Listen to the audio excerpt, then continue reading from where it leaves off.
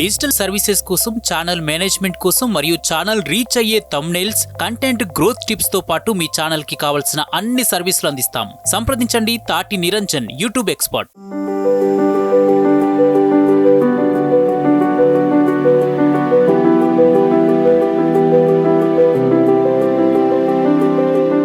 భూమి చుట్టూ ఉన్న సముద్రాలు సగటున 4000 మీటర్ల లోతుంటాయి. 200 మీటర్ల కంటే ఎక్కువ లోతులో ఉన్న ప్రాంతాలను డీప్ సీ అంటారు.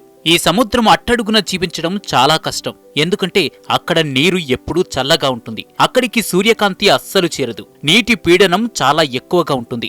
మహాసముద్రాల అడుగు భాగంలో ఉన్న అంతు చిక్కని విషయాలు చాలా ఉన్నాయి. లోతైన సముద్రం అనేది భూమి యొక్క ఉపరితలంలో 2/3 భాగాన్ని కప్పి మానవ అన్వేషణకు ఇంకా చాలా వరకు అంతుబట్టకుండా ఉంది.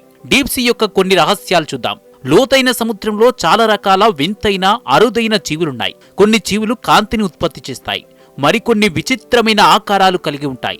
డీప్ సీలో విలువైన ఖనిజాలు, లోహాలు ఉన్నాయి. ఇవి భవిష్యత్తులో పరిశ్రమలకు ఉపయోగపడతాయి. అడుగున శిలాజాలు మరియు పురాతన అవశేషాలున్నాయి. ఇవి భూమి యొక్క చరిత్రను మరియు జీవ పరిణామ క్రమాన్ని అర్థం చేసుకోవడానికి సహాయపడతాయి. సముద్రం యొక్క ఉష్ణోగ్రత మరియు రసాయన కూర్పులో మార్పులు వాతావరణంపై ప్రభావం చూపుతాయి. అలాగే సముద్ర జీవ వైవిధ్యానికి కేంద్రం. ఇక్కడ అనేక రకాల జీవులు నివసిస్తున్నాయి. వాటిలో కొన్ని మాత్రమే మనకు తెలుసు. డీప్ సీలో ఒత్తిడి భూమిపై ఉండే ఒత్తిడికి 1000 రెట్లు ఎక్కువ. ఒక మనిషిని రక్షణ లేకుండా అక్కడ ఉంచితే ఆయన శరీరం 1 నిమిషంలో ముక్కలవుతుంది. కాబట్టి అక్కడికి వెళ్లేందుకు ప్రత్యేకమైన సబ్మెరైన్లు అవసరం. డీప్ సీలో భయానకమైన జీవులు ఆంగ్లర్ ఫిష్. ముక్కు చివర వెలుగు ఉంటుంది. గల్ఫర్ ఈల్ నోరు శరీరం కంటే 10 రెట్లు పెద్దదిగా ఉంటుంది. హైడ్రోథర్మల్ వెంట్స్ సముద్రపు అడుగున చీల్చుకుంటూ వచ్చే వేడి నీటి ప్రవాహాలు. ఇక్కడ ఉష్ణోగ్రత 400 డిగ్రీల పైగా ఉంటుంది. డీప్ సీలో కొన్ని ప్రాంతాల్లో ఆక్సిజన్ లేనివి ఉంటాయి. వాటిని డెడ్ జోన్స్ అంటారు. మరియానా ట్రెంచ్ భూమిపై అత్యంత లోతైన ప్రదేశం.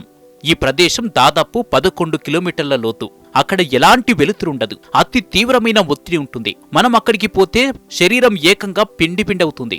సముద్రం భూమిలో 70% ఆక్రమించినప్పటికీ 80% కంటే ఎక్కువ సముద్రం అన్వేషించలేదు. డేంజరస్ జీవులు, భౌగోళిక అద్భుతాలు, చెప్పలేని రహస్యాలను దాచిపెట్టింది. ఇటీవల అపారమైన పీడనంలో వృద్ధి చెందుతున్న బయోలూమినిసెంట్ జెల్లీ ఫిష్ మరియు డంబో ఆక్టోపస్ వంటి లోతైన సముద్ర జీవులను వెల్లడిస్తున్నాయి. హైడ్రోథర్మల్ వెంట్స్ అంటే సముద్రపు అడుగు భాగంలో ఉండే వేడి నీటి బుగ్గలు. ఇవి భూమి యొక్క క్రస్ట్ లోపల నుండి వేడి నీరు, ఖనిజాలు మరియు ఇతర పదార్థాలను విడుదల చేసే ప్రదేశాలు. ఇవి సాధారణంగా మధ్యపర్వతపు పర్వత శ్రేణులు మరియు ఇతర టెక్టోనిక్ ప్లేట్ల సరిహద్దుల్లో కనిపిస్తాయి. ఇక్కడ వేడి నీటి బుగ్గల చుట్టూ ప్రత్యేకమైన జీవ వ్యవస్థలు అభివృద్ధి చెందుతాయి.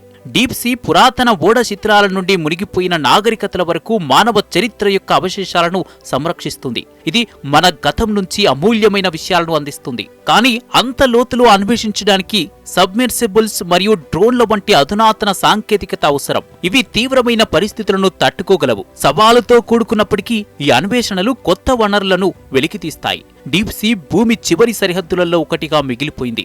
ఇది బయటపడితే చాలా రహస్యాలను మనకు తెలియజేస్తుంది. మత్స్య 6000 అని పిలిచే మొట్టమొదటి మానవ సహిత సబ్మెర్సిబుల్స్ తో సముద్ర గర్భంలో ఉన్న వనరులను అధ్యయనం చేయనున్నారు. సముద్ర వనరులను సమృద్ధిగా ఉపయోగించుకునేందుకు టెక్నాలజీ అభివృద్ధి చేయడం లక్ష్యమని తెలిపారు. మత్స్య 6000 ముగ్గురిని సముద్ర గర్భంలో 6 కిలోమీటర్ల లోతుకు తీసుకెళ్తుంది. అంతరిక్షాన్ని జయించడం ఎంత కష్టమో సముద్ర గర్భాన్ని జయించడం అంతే కష్టం. సముద్ర గర్భంలో 6000 మీటర్ల లోతుకు సబ్మెర్సిబుల్ వెళ్తుంది. సముద్ర మట్టం కంటే లోపల 600 రెట్ల పీడనం ఎక్కువగా ఉంటుంది.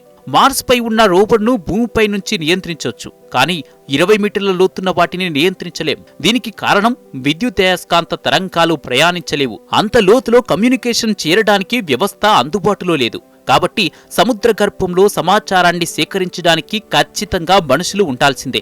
ఇది ఖచ్చితంగా పెద్ద సవాల్గా చెప్తున్నారు.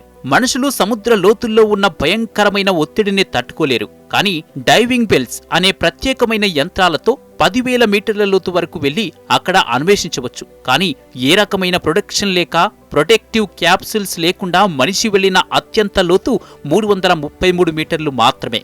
ఆ లోతు నుంచి బయటకు వచ్చేటప్పుడు ఒత్తిడికి అలవాటు పడడానికి డైవర్స్కు 15 గంటలు పట్టింది.